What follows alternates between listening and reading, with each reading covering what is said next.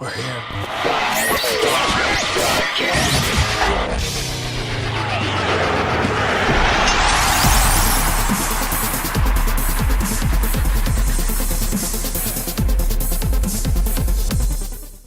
Hello and welcome to the second 5-Star broadcast. I'm Andy Peck. And I'm Angelo Parenti. And today we're going to recap and start off by talking about Survivor Series a little bit. If you watched the last one, you'll know that we went to Survivor Series in Boston, Massachusetts this past Sunday and attended the event. And Angelo, how'd you feel about it? After the long drive that Andy did there and back, we started off right with a great surprise for us because our seats were originally where they had the Hall of Fame panel, and our seats were where they put the stage for that. So we got in and they called us over to this table and we had new seats, and they were going to give us floor seats, but not a fan of that. So they gave us, our seats were awesome compared to they were going to be. Yeah, and I'll try and get a picture up so you guys can see what our seats were like. But yeah, they originally offered us 15 row on the floor, and I've done floor before. I'm not a fan unless you're like within the first few rows, so definitely passed on that. And I think the seats we had were awesome. Yeah, if we were on the opposite side, you would have saw us on the camera the whole night. But I mean, they were great. It's just being at live events, I think, is so awesome. I think the only downside is I think the commentators really, like, when you watch the show, like, they really take it up to the next level, like, because when you're watching the match live, like, you don't have them there to really, like, say what's going on. If they're good. Yeah, like, if you have JR doing it, that's awesome. If you have Michael Cole, it's like... Yeah, but it was great, and I think it made Survivor Series a lot better. But I thought Survivor Series was good. For some reason, after the event, like, I went online and I seen a good amount of people saying they weren't happy with it. Yeah, and that's probably just because of, the endings with Big Show getting kind of screwed out of the title, which, I mean, you should have saw coming. Yeah, I don't think anybody really expected the Big Show to win unless there was going to be some crazy twist. Yeah, and I think people were maybe high expectations for Survivor Series, and you had Cena and Del Rio, people are kind of over that. I don't think it was necessarily that people were displeased with Survivor Series, maybe they were just displeased with the product and, the people getting pushed, but... Even I thought the kickoff match wasn't bad either. The kickoff match was awesome. For me, that was...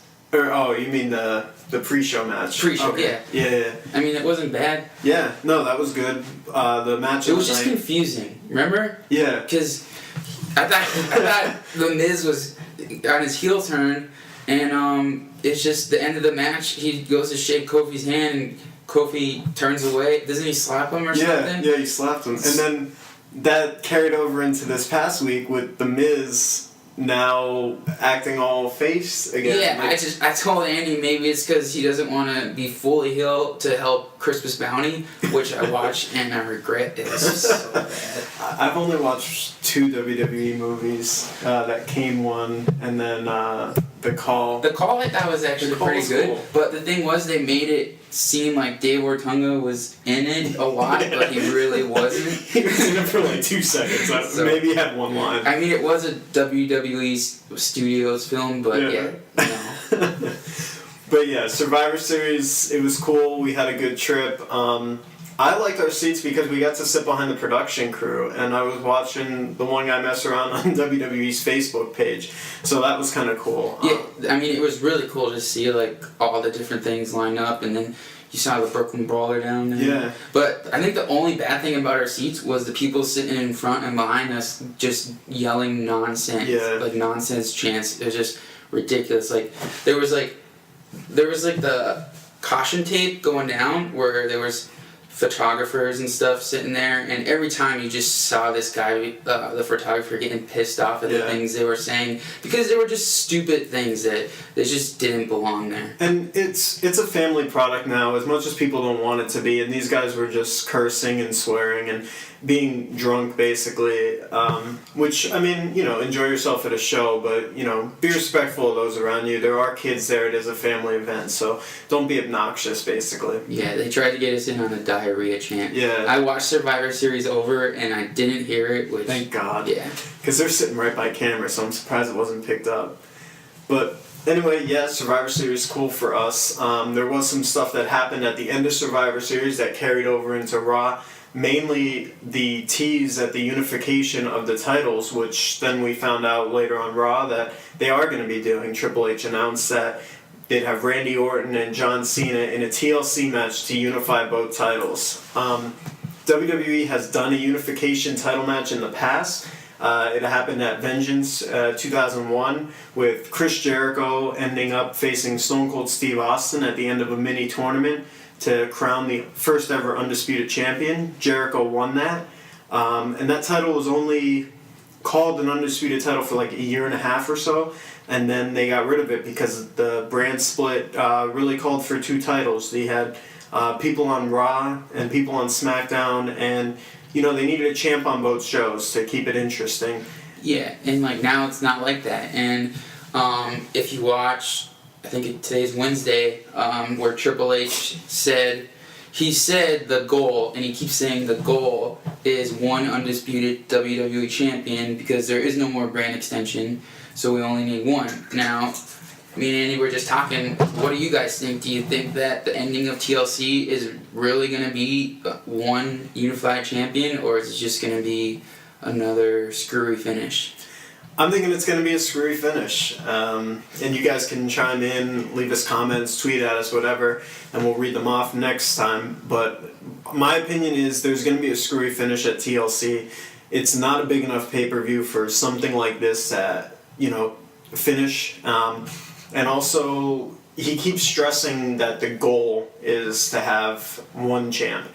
I think if they wanted one champ, and this is going to take it out of the fake terms, but if they wanted one champ, realistically, they would hang up one thing, one object for people to grab. By putting two up there, you're giving a chance for one person to come down with one belt, one person to come down with another. I think there might even be a title flip-flop here. Yeah, where Cena gets the WWE Championship, Orton gets the Heavyweight Championship, and it's just, like Andy said, it's TLC, it's not like one of the bigger pay-per-views where, this is the type of match that, could have even been a WrestleMania match, and with, we do still have 3 weeks, which seems to me a little short for another pay-per-view. I mean, I thought it would be at least a month. This second half of the year, they always do this. They cram in because there's that gap from February to April where there's no pay-per-view, and then it seems like at the end they're trying to make up for that gap, and it's just cram in 6 pay-per-views in 3 months. Yeah, it's ridiculous.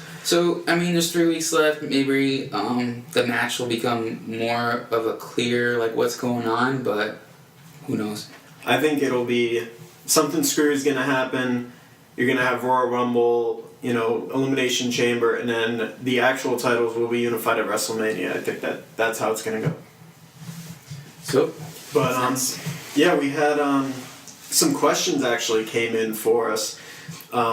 The first one, and we actually touched on this a little bit, but we'll go into a little bit more. Danny, one of my friends, he asked, discuss the possible outcomes of the main event for TLC, and if you think Daniel Bryan should be involved in the match. Now, we already talked about some of the outcomes and what we think is going to happen.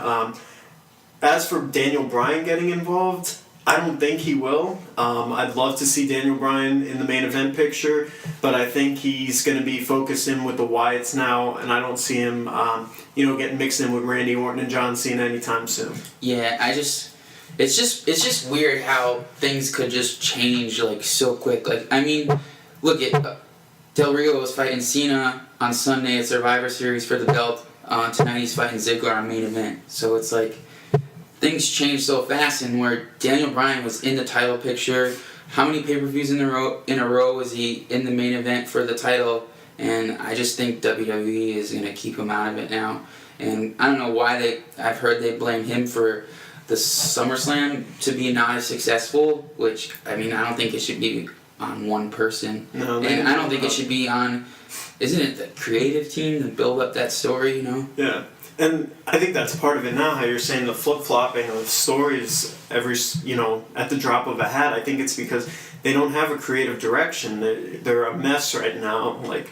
I don't know what's going on. I'm hoping they get it ironed out for Royal Rumble and WrestleMania season, but I guess we'll see. Normally, they do a reset around the Royal Rumble time, and hopefully that's what's happening, and we'll get some kind of clear pattern. It really does, though. Always seems like there's something something's being built up. There's a surprise coming in. Hey, I didn't expect the title unification. No. This soon, at least.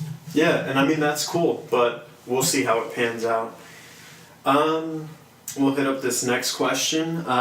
It's from Jackus, and they want to know what our favorite storyline of all time is and currently. We'll do the current one first. Sure. Currently, there's not much to be excited about, to be honest. I guess based off Raw this past week, Daniel Bryan being taken by the Wyatt family, that's kind of cool, but... Yeah, I think we might as well mention it now, but on Raw, he was taken by the Wyatts, and then today Triple H said that he has no idea he had nothing to do with it, and the office is investigating, and they said they found Daniel Bryan in a parking lot. So... And here's the reason why I can't get fully excited behind the Wyatts taking Daniel Bryan. The Wyatts took Kane at SummerSlam and nothing happened. Yeah. He came back in a suit and no hair. So are we going to see Daniel Bryan come back in a suit with no hair next week? I don't know. I can't get excited behind it, but I guess we'll see what happens. It's just whenever the Wyatts get involved, I love watching the Wyatts, and I think they're great, but it's there's three of them and there's one Daniel Bryan. So I really think maybe it should just come down to Bray Wyatt and Daniel Bryan. Yeah, and hopefully they do something with that soon. I know Bray Wyatt was hurt for a little bit, and that's why he was kind of playing, the ringleader of the Wyatt family and not so much involved. Hopefully now that he's seemingly recovered, he'll be back in some of the matches and everything. And, as for all time,